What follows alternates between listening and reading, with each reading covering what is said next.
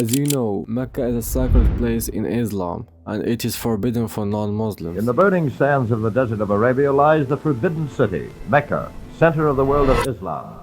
Ludovico di Vartima was born in Bologna, Italy. He is a traveler who adores adventures. This individual is the first non-Muslim person to enter Mecca. Vartima started his journey from Italy toward Alexandria, Egypt in 1503, then passing by some Arab countries and stopped in Damascus, Syria for months, learning the Arabic language. He nicknames himself as Yunus and disguised as a Muslim Mamluk.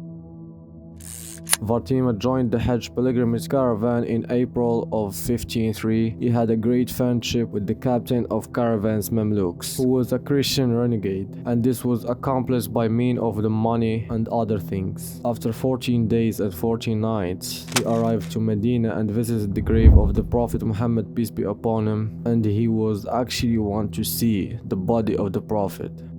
When he arrived in Mecca, he described it in details, how Muslims come from various countries. He was surprised by the amount of people collected in one spot during the 20 days of his staying. Some of these people had to come for purpose of trade and the others for the purpose of pilgrimage. This is a very beautiful temple, similar to Colosseum of Rome, but not made of such large stones, but of burnt bricks. It has 90 or 100 doors around it. He described a lot of things related to the Kaaba, odors, rituals, and many things. I will link the source in the description down below, so even Vartima risks his life for this. He's not known a lot in the history. I hope you enjoyed the video. Please like and subscribe for more contents and turn on the bell notification so you won't miss any future uploads. Assalamu alaikum.